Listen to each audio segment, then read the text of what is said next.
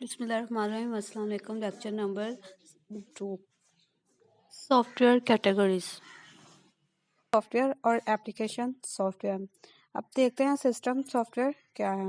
System software computer को control करता है और ये जो हार्डवेयर होते हैं उसको कम्युनिकेट करवाता है कंप्यूटर के साथ, और जो इसके अलावा वो डिफरेंट जो एस्पेक्ट होते हैं उसको भी कंट्रोल करवा रहा है। तो जो इसकी सब कैटेगरीज हैं वो है ऑपरेटिंग सिस्टम, डिवाइस ड्राइवर और यूटिलिटीज।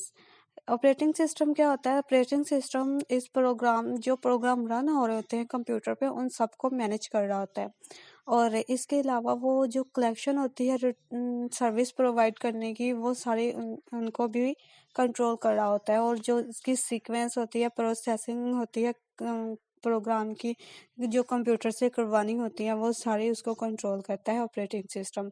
उसके बाद ऑपरेटिंग सिस्टम हमें और भी बहुत सी सर्विस प्रोवाइड करता है, जैसे कि रिसोर्स देता है हमें कि ये रिसोर्स जो हमें ज़रूरत होती है उसके मुताबिक हमें रिसोर्स एलोकेट करता है, और स्केजुलिंग बनाता है, सीक्वेंस के साथ इनपुट आउटपुट भी कंट्रोल करता है। उसके बाद डाटा को मैनेज भी करता है।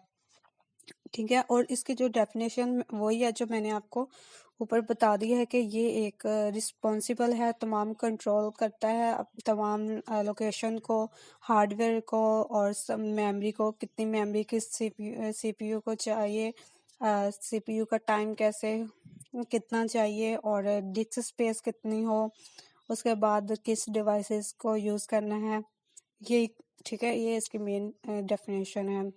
और उसके बाद हमारे पास आ रहा है डिवाइस ड्राइवर। डिवाइस ड्राइवर जो होता है वो डिवाइसेस डिवाइसेस और कंप्यूटर के दरमियान में कम्युनिकेट करवाने के लिए यूज़ किया जाता है। जैसे कि मॉनिटर, कीबोर्ड, माउस अटैच किए जाते हैं पीसी के साथ, तो हमें इनकी प्रॉपर्टी भी देखनी होती है इन डिवाइसेस की कि अब कैसे हम ने कैसे ऑपरेटिंग सिस्टम जो वो इस डिवाइस के लिए स्पेशल एक सॉफ्टवेयर या को इंस्टॉल करेगा। इस जो सॉफ्टवेयर के पीस को, जो सॉफ्टवेयर हम इंस्टॉल कर रहे हैं उस पीस को हम डिवाइस ड्राइवर कहेंगे। और जब हम एक नई डिवाइस को अटैच करते हैं कंप्यूटर के साथ तो हमें कम्युनिकेटिव सॉफ्टवेयर भी चाहिए होता है इस डिवाइस के साथ बात करने के लिए या कम्युनिकेट करने के लिए। इस सॉफ्टवेयर को हम डिवाइस ड्राइवर कहते हैं।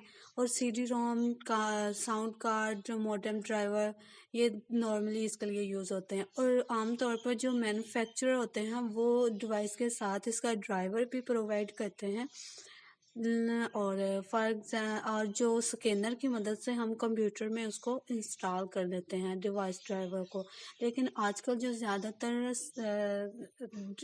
यूज़ हो रहा है स्कैनर, वो technology without an interesting name, ये वाला सॉफ्टवेयर जो है वो सॉफ्टवेयर नहीं, सॉरी, स्कैनर ज़्यादा यूज़ हो रहा है। उसके बाद हमारे पास आ जाता है यूटिलिटी सॉफ्टवेयर। यूटिलिटी सॉफ्टवेयर जो होते हैं वो भी एक स्पेसिफिक टास्क को कंट्रोल करते हैं। ठीक है, स्पेसिफिक टास्क परफॉर्म करते हैं, जैसे कि अगर हमने एक फाइल जो है वो डिस्क पे हमने राइट किया, एक फाइल को राइट किया और उसको डिस्क पे सेव कर दिया है, तो जो ये यूटिलिटी का सॉफ्टवेयर होते हैं वो उसको कंप्रेस कर देगा ताकि उसका साइज़ जो है वो कम हो जाए, और साइज़ कम करके उसको कंप्रेस करके डिस्क के ऊपर ही राइट कर देगा। और जब हमने वो फाइल ओपन करनी होगी तो हमें वो अनकंप्रेस करके वो फाइल के शो करवा देगा फाइल को, और हम वो फाइल को फिर वैसे ही जैसे हमने राइट किया था। एप्लीकेशन सॉफ्टवेयर एक ऐसा प्रोग्राम होता है जो हम एंड यूज़र के लिए बनाते हैं। फॉर एग्जांपल कि हम किसी के लिए अकाउंटिंग प्रोग्राम बनाते हैं और उसमें पेरोल, इन्वेंट्री सिस्टम कंट्रोल और गाइड सिस्टम वगैरह होता है प्लान करने के लिए। और दूसरा इसकी एग्जांपल ये है कि हम एक ऐसा एप्लीकेशन सॉफ्टवेयर बनाते हैं जिसमें व्हीकल्स को कंट्रोल करने, या जैसे आप देखते हैं कि ट्रैफिक सिग्नल के ऊपर जो सॉफ्टवेयर बनाया होता है कि वो कैसे रेड किस काम के लिए है, येलो किस काम के लिए है, ग्रीन किस काम के लिए है, तो ये ऐसे सॉफ्टवेयर जो हैं वो एप्लीकेशन सॉफ्टवेयर कहते हैं। अगर सी लैंग्वेज है हिस्ट्री ऑफ सी, ये आप देख लीजिएगा थोड़ी बहुत।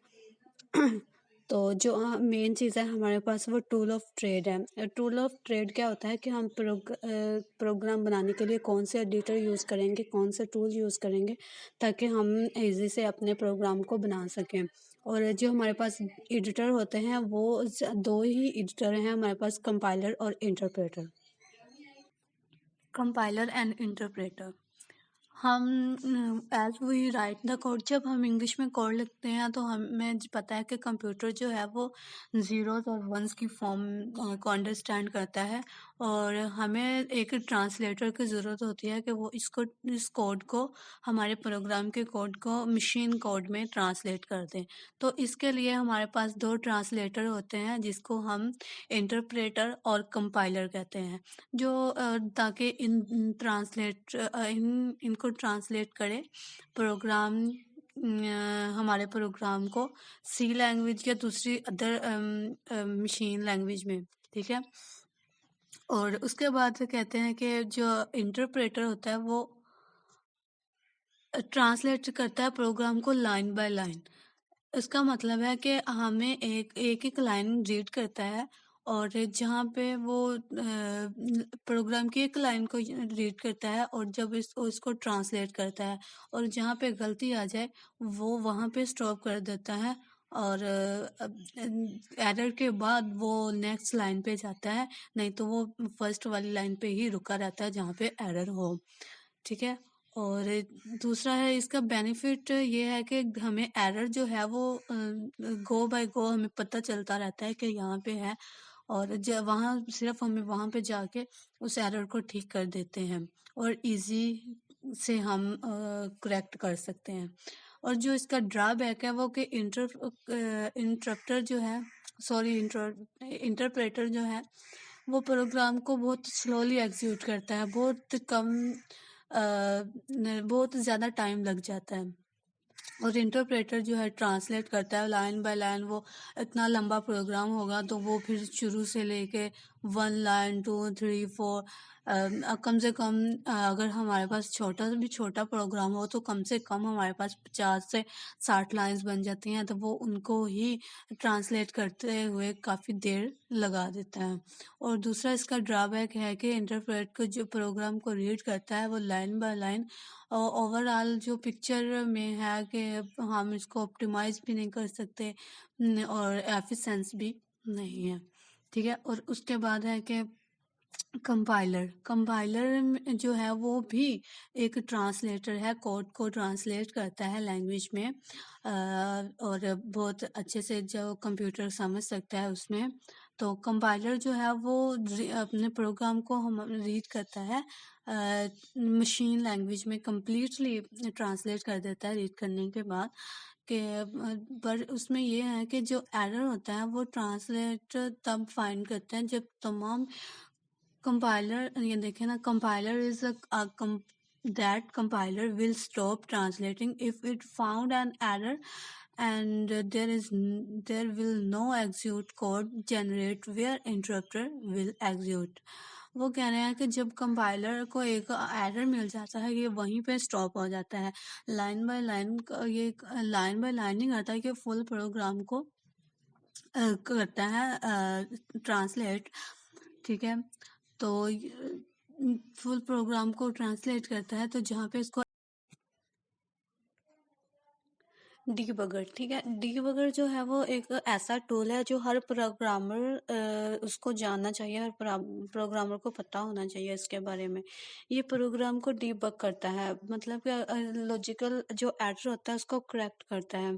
अगर एक डीबगर जो होता है वो प्रोग्राम को कंट्रोल कर रहा होता है उसके रनिंग प्रोग्राम में, ठीक है, के ज़रिए भी हम उसको कंट्रोल कर सकते हैं, और स्टॉप कर सकते हैं। जब एग्जीक्यूशन स्टॉप करते हैं हम अपने प्रोग्राम की, तो इस पॉइंट पे हम चेक करते हैं कि जो वैल्यू है वो डिफरेंट वेरिएबल की जो है वो चेंज तो नहीं हो रही हैं। अगर वो चेंज हो रही हैं तो वो लॉजिकल एरर होता है, और इस हमारे प्रोग्राम में लॉजिकल एरर की वजह से जो आउटपुट है वो डिफरेंट आ रही होती है हमारे एक्सपेक्टेशन से, ठीक है।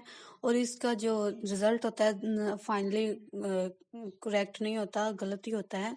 तो हमने फिर इस डीबगर को यूज़ करके डीबगर उसकी मिस्टेक लॉजिकल एरर बता देता है कि यहाँ पे है। तो वो ये लॉजिकल एरर है, तो वहाँ से हम इसको करेक्ट कर सकते हैं। ये एक ऐसा टूल है जो हमें कम कॉम्प्लेक्स तो ज़ाहिर है ही, पर पावरफुल है कि हमें हेल्पफुल करता है। तो लिंकर है जो वो हमारे जब हमारे लिंकर क्या होता है, लिंकर ये होता है जब हमारा प्रोग्राम डिफरेंट फंक्शंस और रूटीन को परफॉर्म के ज़रिए परफॉर्म हो रहा होता है। तो वहाँ वो डिफरेंट फाइल्स में पड़ा होता है, डिफरेंट लोकेशन में पड़ा होता है। तो हमें एक एग्जीक्यूटेबल कोड की ज़रूरत होती है इन फंक्शंस को रन करने के लिए। तो वो वाला काम जो है वो लिंकर करता है, वो उनको लिंक करवाता है। वो प्रोग्राम को चेक करता है, उसके तमाम फंक्शंस और रूटीन्स को चेक करता है। फिर उस प्रोग्राम को एक स्टैंड अलोन कोड के ज़रिए प्रोसेस करता है, और इसी को हम लिंकिंग कहते हैं। ठीक है। और उसके बाद आता है लोडर। लोडर क्या होता है जी, जब हम एक प्रोग्राम को एग्जीक्यूट करना चाहते हैं और उसको लिंक कर देते हैं और उसको डिस्क पे सेव भी कर देते हैं कि ये जो प्रोग्राम है अब रेडी है एग्जीक्यूट होने के लिए, चलने के लिए या प्रोसेस होने के लिए। तो हम तो एक प्रोसेस की ज़रूरत होती है, प्रोसेस की कि वो जाके मेमोरी को बता प्रोसेसर में मेमोरी में जाए और प्रोसेसर को बता दे कि ये जो प्रोग्राम है वो रेडी है एग्जीक्यूशन के लिए, वो अपने प्रोसेसिंग के लिए रेडी है। तो ये जो काम है वो लोडर करता है। ठीक है। वो तुम पहले इंस्ट्रक्शन देता है कि ये वाला जो प्रोग्राम है वो रेडी है एग्जीक्यूशन के लिए। तो फिर वो लिंकर ये काम करता है। ठीक है। सॉरी, लोडर ये काम करता है। लिंकर और लोडर जो वो है डिवॉल्वमेंट के ही पार्ट हैं, और इन दोनों पार्ट को हम सिस्टम सॉफ्टवेयर के भी ये पार्ट हैं। ठीक है। और जो नीचे है हमारे पास ये ग्राफिकल एक्सप्लेनेशन भी दी गई है। ये देखें, जो एडिटर होता है वो डिस्क के ज़रिए ही एडिटर करता है। जैसे तो अब प्रोसेसर जो है प्रोग्राम को प्रोसेस करता है बाय कोड से। ठीक है। डिस्क में से ही डाटा लेते हैं, वो डिस्क में ही डाटा आता है। जो कंपाइलर होता है वो ऑब्जेक्ट क्रिएट करता है कोड का और स्टोर कर देता है डिस्क पे ही। और जो लिंकर है वो ऑब्जेक्ट कोड को लिंक करता है लाइब्रेरी से। ठीक है। वही आपको मैंने जो पीछे बताया था, ये लिंक करवाता है फंक्शंस और रूटीन्स को। और लोडर जो है वो प्रोग्राम को पुट करता है मेमोरी में, प्राइमरी मेमोरी में। और जो सीपीयू है वो हर इंस्ट्रक्शन को लेता है और मेमोरी से या और उसको एग्जीक्यूट करता है और स्टोर करता है एक नई डाटा वैल्यू में, और उस प्रोग्राम को एग्जीक्यूट करता है। ओके, आज का लेक्चर यहीं तक। लेक्चर अच्छा लगे तो लाइक करें और सब्सक्राइब करें। अल्लाह हाफिज़।